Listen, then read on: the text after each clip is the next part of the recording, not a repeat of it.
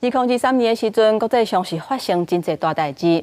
中一大联合国秘书长发表年尾的谈话，呼吁全球都要合作，做伙来解决冲突，也有气候变迁的问题。另外，在美国纽约，中一大举办一年一届大摒扫，希望甲歹运甲灾厄拢扫甲离一离。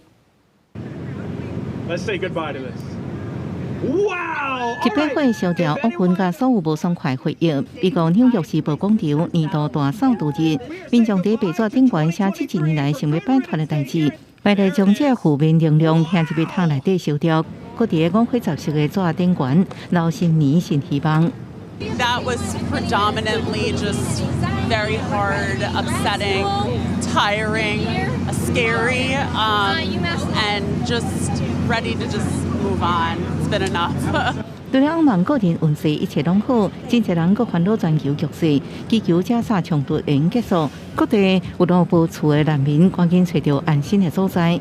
Even with the immigrants here in New York, I pray that there's some type of settlement that comes with that, and everybody can just have what they need. I wish an end to the war, all wars, both, it's just horrible what's going on.